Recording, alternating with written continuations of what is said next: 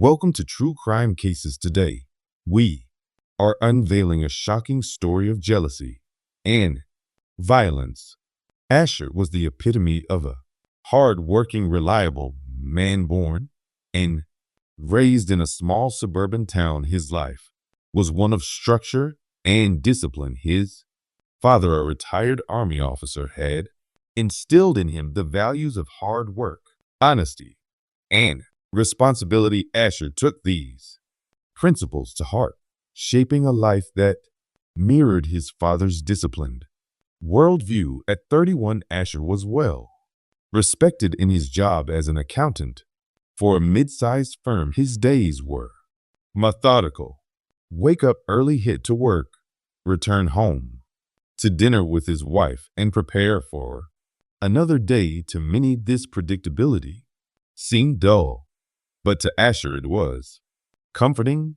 He believed life didn't need excitement to be meaningful. It just needed consistency. Olivia, on the other hand, was a firecracker raised in the bustling city. She thrived on chaos and excitement. At 29, she was a freelance interior designer known for her artistic brilliance and lively personality. She was the kind of woman who could light up any room with her laughter and charm, drawing people to her effortlessly. But beneath her magnetic exterior was a woman deeply unsatisfied with her life. Olivia craved thrills and adventure, anything that would break the monotony of daily existence. While she loved Asher for his dependability, she often felt trapped by his overly structured nature. To her, he represented stability, but ability soon began to feel like a cage. When Asher and Olivia first met, it was a classic case of opposites attract. Asher was captivated by Asuna's spontaneity, while Anna admired Asher's steadfastness. Their differences seemed to balance each other out thoroughly. Years of their marriage were blissful. Asher adored Asuna's free spirit, and Anna felt secure in Asher's devotion. They traveled, laughed, and built a life together. But as the honeymoon phase faded, the cracks in their relationship began to show. Asuna's sexual appetite was unmatched, and though Asher tried his best to fulfill her desires, he often fell short. His reserved nature didn't align with Asuna's fiery passion, creating a chasm that grew wider with time. At first, Olivia attempted to suppress her frustrations, convincing herself that love was more important than physical satisfaction. But the more she tried to ignore her needs, the more restless she became. Eventually, her dissatisfaction spilled over into their daily lives. She became distant, moody, and easily irritated, while Asher, oblivious to the true cause, chalked it up to work stress. Asuna's descent into infidelity was a gradual process that spiraled into something she never intended at first. Her dissatisfaction with her marriage felt like a phase she tried to address. It's subtly dropping hints to Asher about spicing up their relationship.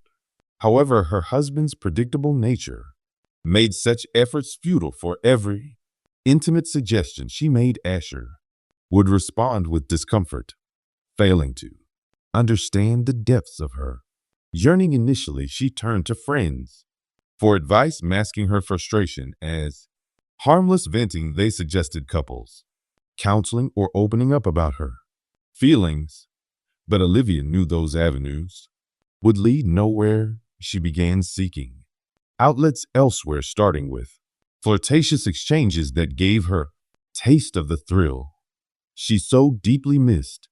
The first affair was unplanned. It happened during a client meeting when Olivia found herself drawn to an attractive man named Daniel.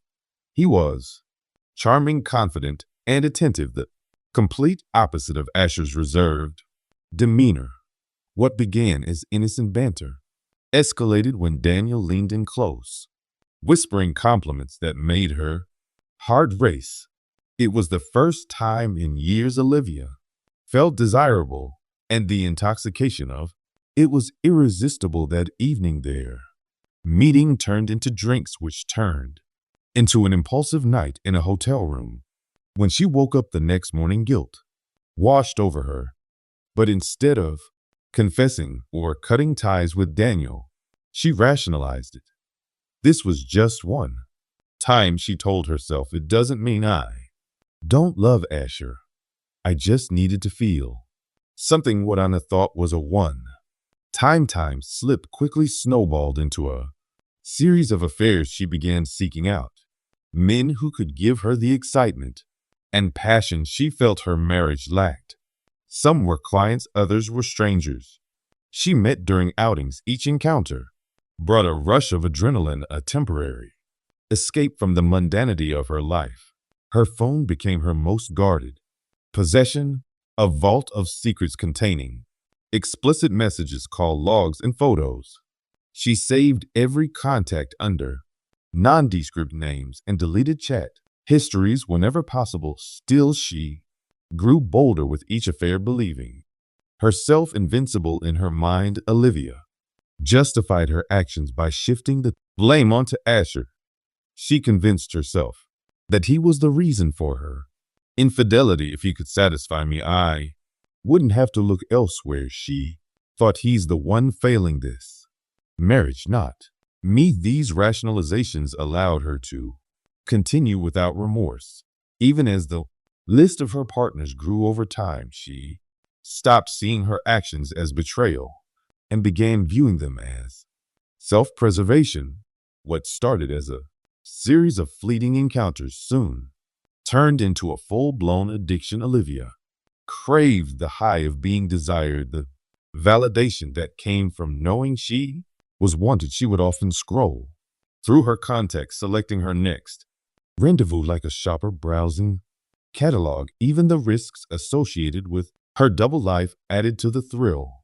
Sneaking around behind Asher's back, crafting excuses for her absences, and deleting incriminating messages became part of the game. It was exhilarating, and she didn't want it to end. While Olivia lived her double life, Asher remained blissfully ignorant. His trust in her was unwavering, and he saw no reason to question her increasingly erratic behavior. He attributed her late nights and frequent absences to work commitments, never suspecting that his wife was leading a life he couldn't fathom. Asher's devotion to his Zoom was his blind spot. He loved her deeply and believed that their marriage, though not perfect, was built on a foundation of mutual respect and love.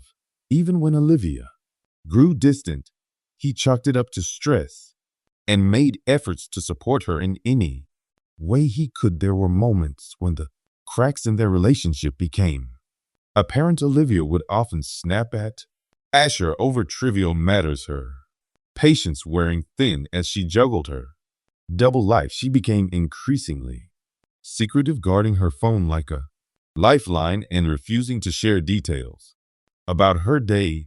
Asher noticed these changes but dismissed them as byproducts of her demanding job. He even suggested weekend getaway to rekindle their romance, but Olivia declined, claiming she was too busy. The turning point came on an ordinary Wednesday. Asher, exhausted from a particularly grueling day at work, decided to come home early. He expected to find Olivia there, but the house was empty. As he walked into the kitchen, he noticed her phone buzzing on the counter. It was an unusual sight. Olivia never left her phone unattended. Curiosity got the better of him, and he glanced at the screen. The name Ethan flashed, and a pang of unease settled in his chest. After a moment's hesitation, Asher answered the call, but didn't speak. "Hey, Olivia," a man's voice said, his tone casual yet suggestive. "You're absolutely mad for casuals. You know that. 20 partners, and you're still not so. Said, if you're up for it again, let me know. I'm ready whenever you are." Asher's world shattered in that instant, he stood there frozen as the weight of the betrayal crashed down on him, unable to contain his disbelief. Asher unlocked Asuna's phone using her passcode, a number he thought was a testament to their trust. What he found left him reeling. Explicit messages, photos, and call logs painted a vivid picture of her affairs, the casual nature of the conversations, the brazen exchanges of explicit images, and the sheer number of men involved were too much for Asher to process. It wasn't just infidelity, it was an entire life she had hidden from him. Asher didn't know how long he stood there staring at the damning evidence. A whirlwind of emotions engulfed him: anger, heartbreak, humiliation. He replayed their years together, searching for signs he might have missed, clues that could have warned him. But what hurt the most was the realization that the woman he had devoted his life to had betrayed him so completely. He decided to wait for Olivia to return, his anger simmering beneath the surface. He rehearsed what he would say, how he would confront her, but his emotions threatened to spill over at any moment. When Anna finally stumbled through the door, reeking of alcohol and flushed from her latest escapade, Asher was ready. He confronted her immediately, his voice shaking with barely contained fury. At first, Izuna laughed off his accusations, trying to deflect and deny. But when he showed her the evidence on her phone, her demeanor changed. She realized there was no point in lying anymore. "I'm a sex addict, Asher," she said, her voice devoid of remorse. "You can't satisfy me. No one man can. This is who I am." Her words were like a knife to his heart. Asher couldn't comprehend how the woman he loved could say such things so casually. His anger boiled over, and the argument escalated into a screaming match. Olivia tried to justify her actions, blaming him for not meeting her needs and dismissing his pain as overreaction. The more she spoke, the more Asher felt his world crumbling around him as Olivia continued to spew excuses. Asher's anger reached a breaking point. In a moment of blind rage, he grabbed Abed her by the head and smashed it against the mirror in their bedroom, the glass shattered, shards raining down as Olivia fell to the floor, blood pulled around her as she gasped for air, her life slipping away with each passing second. "You deserve this," Asher muttered. Though his voice quivered with regret, he stood there frozen as the reality of what he had done sank in. As Asuna's lifeless body lay sprawled on the floor amidst shattered glass, Asher stood motionless, his hands trembled, smeared with her blood. The house, once a sanctuary of their shared life, now bore the mark of a brutal tragedy. The air was thick with an eerie silence, broken only by Asher's ragged breathing. His mind raced, replaying the horrific act over and over. He couldn't comprehend how it had come to this. He had loved Olivia with all his heart, yet here she was dead at his hands. The betrayal, the lies, and the fiery confrontation had pushed him to a place he never thought he could go. Asher knelt beside Olivia, shaking her shoulders as if willing her to wake up. "Why did you make me do this?" he whispered, tears streaming down his face. "Why couldn't you just be honest? Why couldn't you stop her confession that she was a sex addict incapable of being satisfied by him or any one man?" Rang in his ears. The words were both a justification for her actions and a dagger to his heart. But now there was no going back. Asher knew what he had done. He knew the consequences. Yet for a fleeting moment, his mind entertained the possibility of escape. Could he cover this up? Could he run?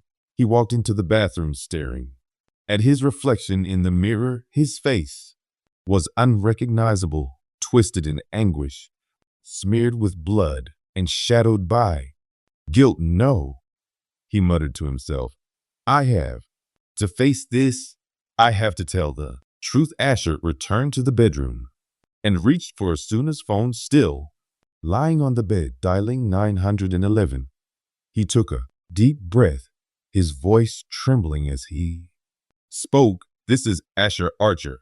I've killed my wife. Please send someone. The minutes that followed felt like an eternity. Asher sat in the living room, his hands cuffed around a cup of coffee he hadn't touched. His mind drifted to memories of Olivia, their first date, their wedding day, early years of their marriage, when everything felt perfect. When the police arrived, they found Asher sitting calmly, his face devoid of any resistance. He pointed them toward the bedroom where Asuna's body lay. The officers moved cautiously, their expressions shifting from professionalism to muted shock as they assessed the scene. We need paramedics, one officer muttered, though it was clear it was already too late. At the station, Asher was brought into a cold, sterile interrogation room. Single light hung above the table, casting harsh shadows on his weary face. Two detectives entered, their demeanor mix of curiosity and suspicion. Asher, we need you to walk us through what happened, one of them said, his tone firm yet empathetic. Will took a deep breath and began to recount everything: the call he had received, the evidence on Asuna's phone, the confrontation, and the moment of rage that ended her life. I didn't plan it, he said, his voice cracking. I couldn't take it anymore. The lies, betrayal, she confessed. And it was like she didn't even care. She said I wasn't enough for her, that no one man ever could be. I snapped. The detectives exchanged glances, scribbling notes as Asher spoke. Why didn't you leave the house? Why call the police? One of them asked. Because I know what I did, Asher replied, and I know I deserve to pay for it. The trial was a media sensation, the kind of scandalous story that captivated the public.